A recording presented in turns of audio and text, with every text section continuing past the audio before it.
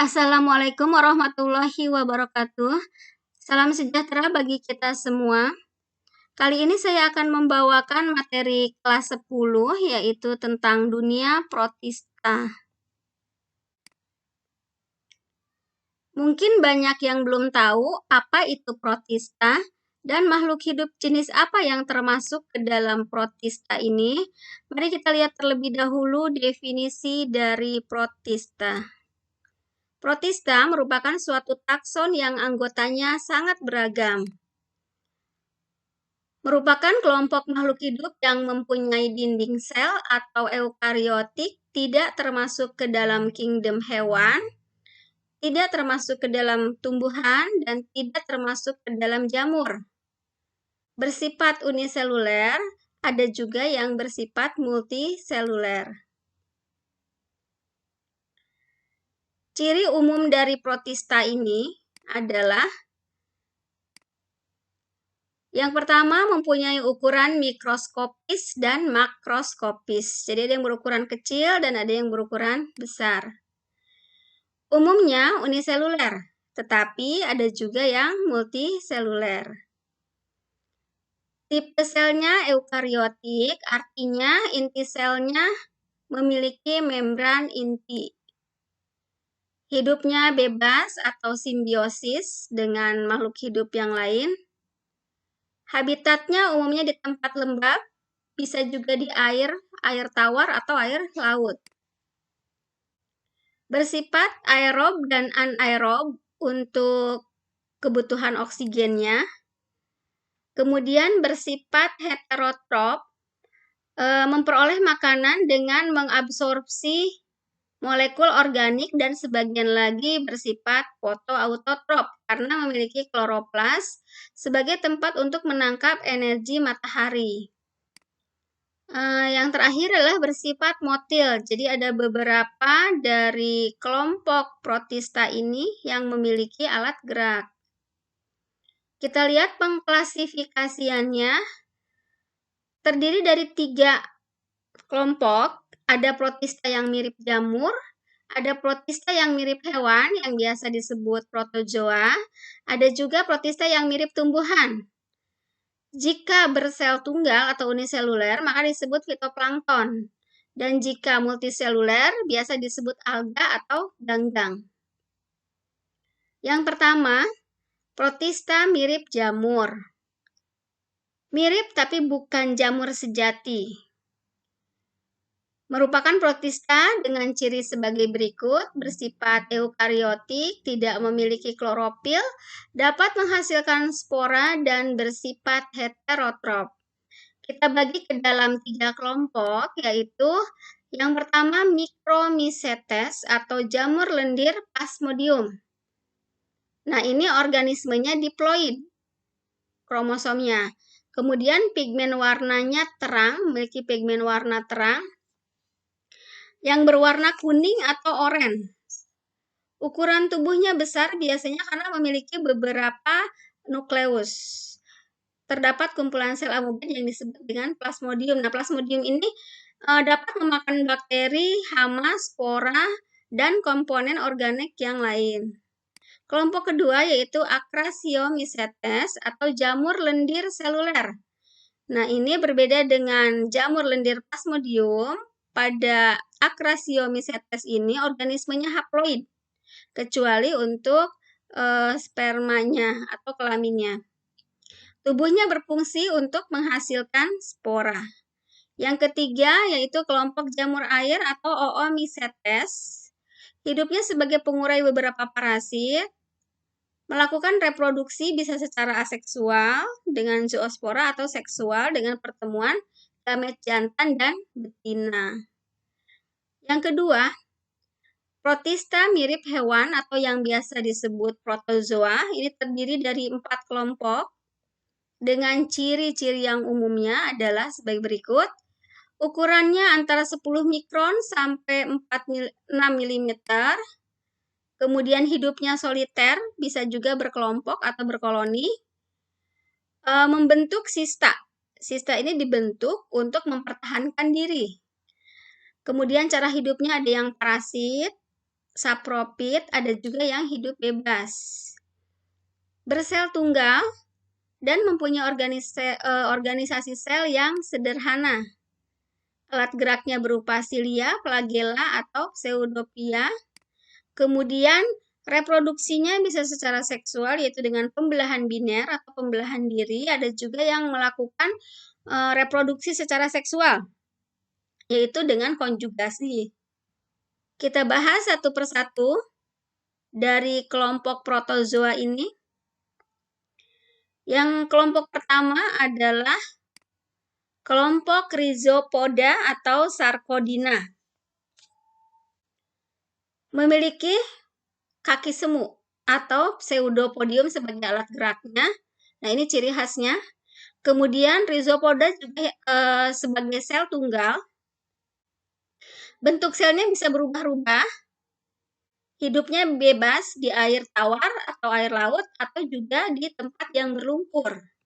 Kita bedakan menjadi dua tipe. Yang pertama tipe Lobodia itu jika ujung penjulurannya berbentuk tabung. Yang kedua tipe Filopodia jika ujung penjulurannya berbentuk runcing. Kita lihat, nah ini contoh dari Rhizopoda yaitu amuba. Amuba memiliki bentuk yang berubah-ubah karena dia bergerak dengan menjulurkan kaki semuanya, sehingga bentuknya bisa berubah-ubah. Kemudian kelompok kedua yaitu Flagellata atau Mastigopora. Hidup soliter atau berbentuk koloni. Terbagi menjadi dua kelompok. Nah, ini alat geraknya adalah flagella. Terbagi menjadi dua kelompok, yaitu Phytoflagellata yang mempunyai kromosom, yang mempunyai klorofil. Klorofil ini berfungsi untuk proses fotosintesis. Terdiri dari Eugleonida, Dinoflagellata, Volvocida. Kelompok yang kedua yaitu Zooflagellata. Nah, ini tidak mengandung kloroplas dan mirip sekali dengan hewan, sehingga tidak melakukan fotosintesis. Contohnya Trypanosoma dan Leishmania. Kita lihat pada gambar ini. Protista mirip hewan ini menggunakan flagellnya sebagai alat gerak. Di sini juga terdapat vakuola kontraktil dan vakuola makanan yang ukurannya kecil. Kemudian terdapat kloroplas. Nah, ini termasuk flagellata, kelompok Phytoflagellata karena bisa melakukan proses fotosintesis. Kelompok ketiga yaitu Ciliata. Dengan ciri khasnya bergerak dengan silia atau rambut getar. Silia ini terdapat pada seluruh permukaan sel atau hanya pada bagian tertentu saja. Silia membantu pergerakan makanan ke sitosoma yang kemudian akan dilanjutkan ke sitofaring. Contoh organismenya adalah Paramecium, Didinium, dan Vorticella. Nah, ini Paramecium. Ini seluruh tubuhnya dibalut dengan silia atau rambut getar. Kelompok keempat yaitu Sporozoa. Nah, ini tidak memiliki alat gerak. Adalah kelompok protista yang pada salah satu tahap dalam siklus hidupnya dapat membentuk sejenis spora. Hidup parasit pada tubuh hewan dan manusia. Contohnya ini Plasmodium. Kelompok terakhir yaitu protista yang mirip tumbuhan atau biasa disebut alga atau ganggang. Cirinya merupakan protista fotoautotrof yang dapat membuat makanannya sendiri dengan cara melakukan fotosintesis. Mampu untuk berfotosintesis seperti tumbuhan, karena ada yang memiliki klorofil, vicocyanin, vicoeritrin, vicosantin, xanthofil, dan karoten. Biasanya hidup di perairan atau tempat lembab. Kemudian ini ciri khasnya kenapa dimasukkan ke dalam Protista mirip tumbuhan karena bentuk tubuhnya itu tidak bisa dibedakan antara batang, akar, dan daun. Jadi tidak bisa dimasukkan ke dalam tumbuhan, tapi hanya mirip tumbuhan. Untuk organisme yang uniselulernya biasanya berbentuk benang atau pita. Untuk organisme yang multiselulernya biasa berbentuk lembaran.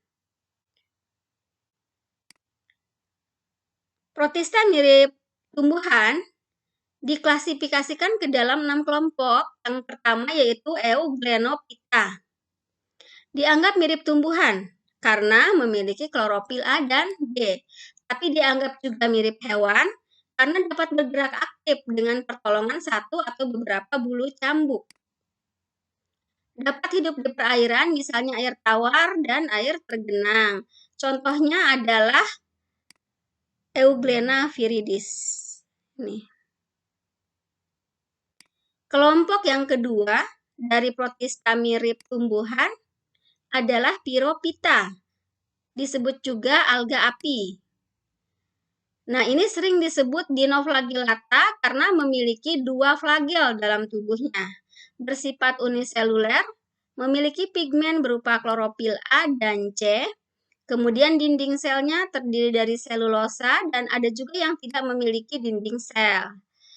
Ciri khasnya adalah mampu memancarkan cahaya atau bioluminescence pada kondisi gelap.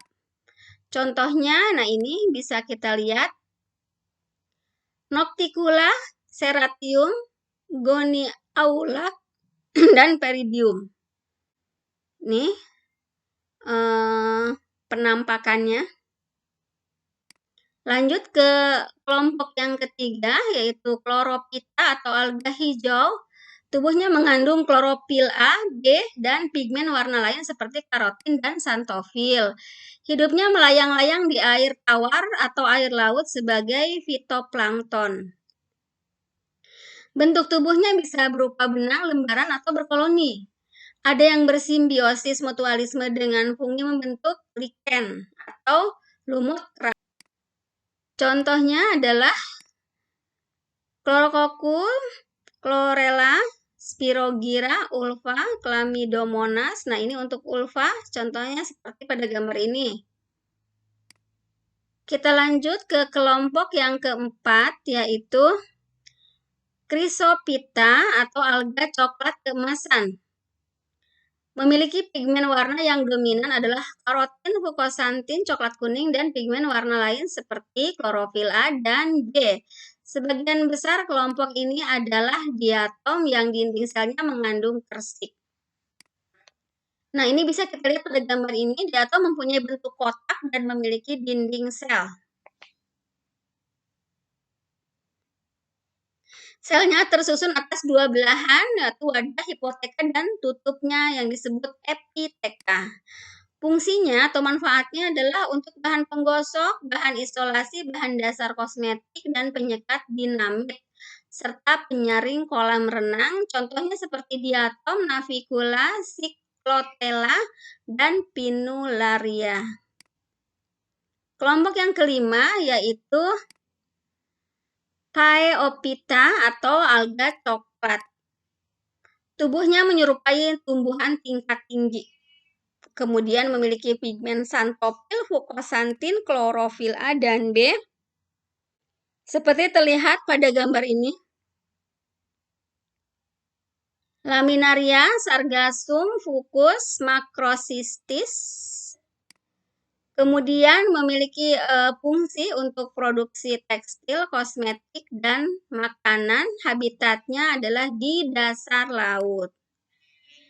Kelompok yang terakhir, yaitu yang keenam, yaitu kelompok Rhodophyta atau alga merah, memiliki pigmen phycobilin yang terdiri dari phycoerythrin dan phycocyanin.